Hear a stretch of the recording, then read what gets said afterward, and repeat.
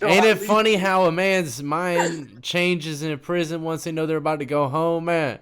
Yeah, You know, you act crazy as shit when you know you got a few years left. I know I was.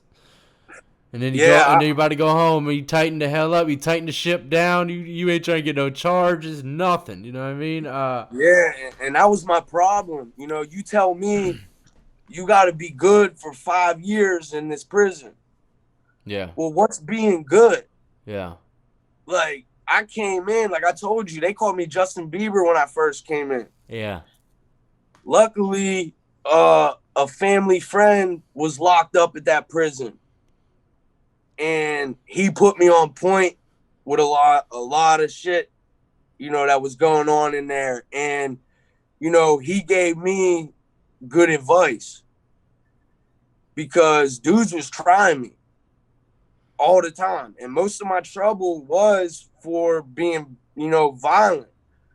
Now, PA has this thing, it's called investigation. So if the camera don't see you do it and dude ain't saying nothing, you go but under they're, investigation. yeah, a lot of these COs, the white COs, I thought that because I was white and actually, defending myself and not being chumped like these like other dudes, that they, I would probably be able to make moves with them or something like that. But they hated me, Yeah, yeah. and me being a crip, they hated that. Well, let's speak on that So, for a second, man, if you don't mind. The hell made you get up into that, man? In prison, you know? well, my really close homie that was in the county, me and him were cellies. He was crip, and he was older than me. And a lot of the dudes that I was messing with, uh, hustling dope, they was crips that I was getting it from. Uh huh.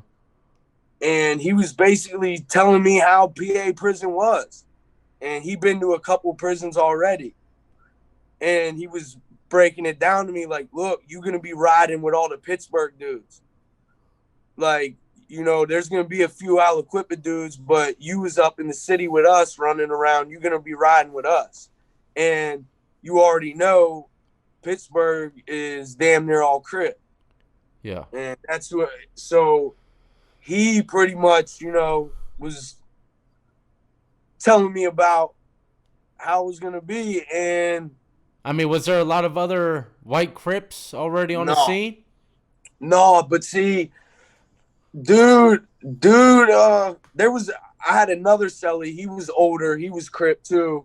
He wasn't trying to recruit me or nothing, but he was one of them loped out crips, and I always, looked up to him. And he actually, the right when I got out, he put me on my feet. Bought me all clothes, gave me bread and shit. So he stayed in contact with me my whole bit. I looked up to him, and he was crip. Okay. And I seen a lot of the white dudes in the county weren't standing up for themselves, and a couple of dudes I knew to be fighters, like to be they rumble, Yeah. but they're around five black dudes, and all of a sudden it's like they forgot how to fight or something. Yeah. I've seen it all too many times, my friend.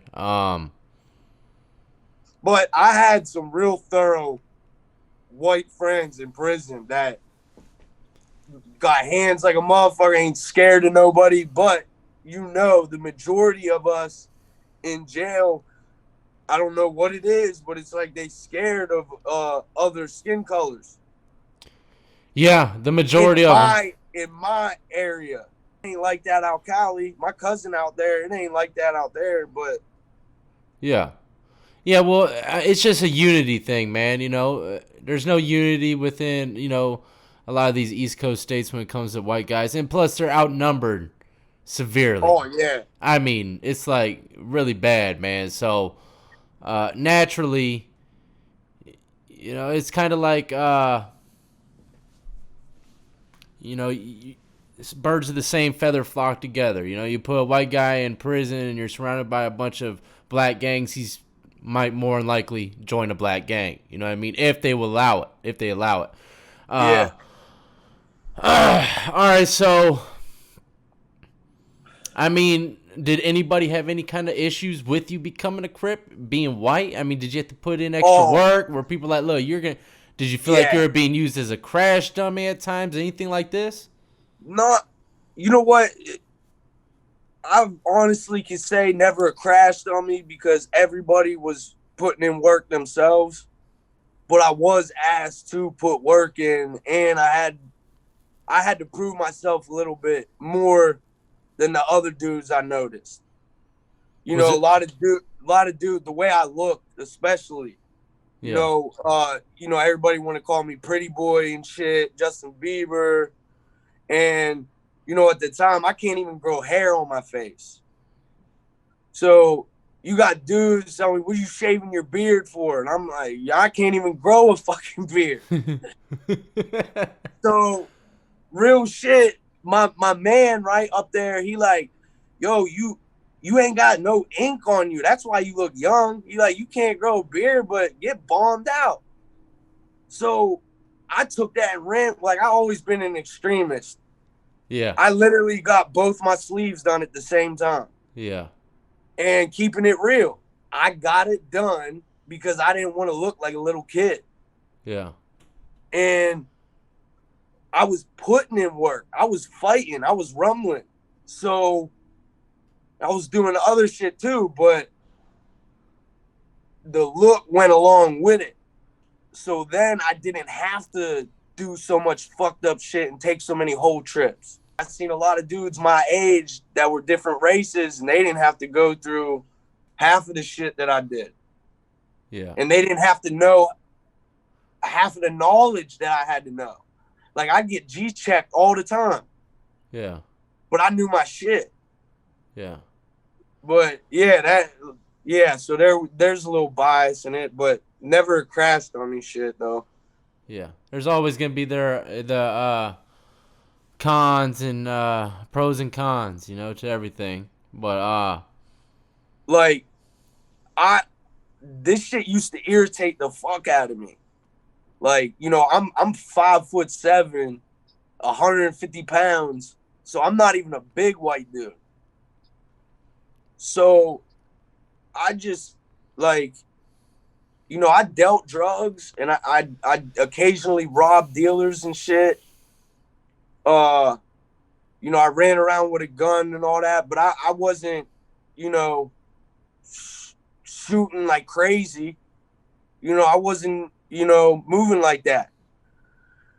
When I got to jail, that's when I got real violent. Because on some real shit, I was just a pretty boy that fucked with a lot of bitches and sold drugs. You know, I carried the gun for protection. But jail, yeah, it made me way more violent than I was. A lot of situations that I did something to somebody, I didn't even want to do it. But I'm like, if I don't, you know, everybody watches everybody in prison.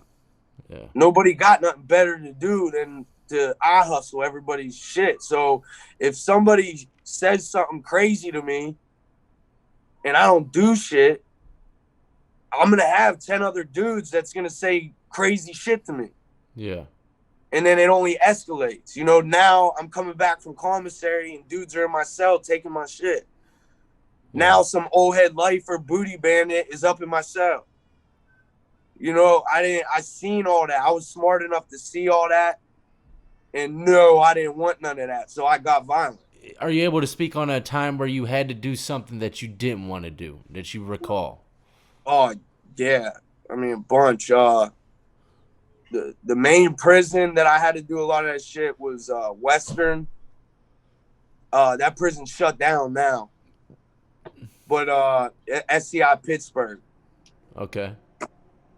That jail was one of the wildest prisons I was at. Like, that jail was pretty much ran by us.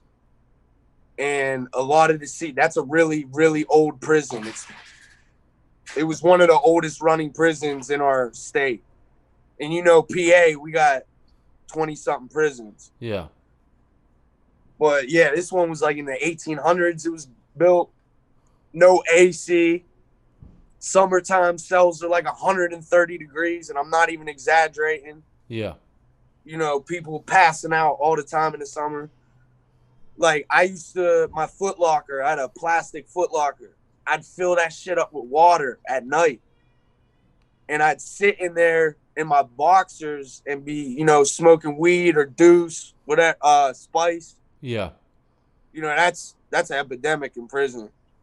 Yeah. That spice. Yeah, shit. I've been hearing, man. I'm sure I you got. haven't smoked it I know once. you got some wild spot. Oh, just once? I haven't smoked it once since I've been out. But in there, I smoked it every day. Oh, I know you got some wild stories from that shit, man. I got scars. I got scars from that shit. What? What do you mean scars? Mental Bro, scars? this was at Pittsburgh. On the back of my head, I accidentally stabbed myself in the head with a banger. Listen, all right, so when I smoke,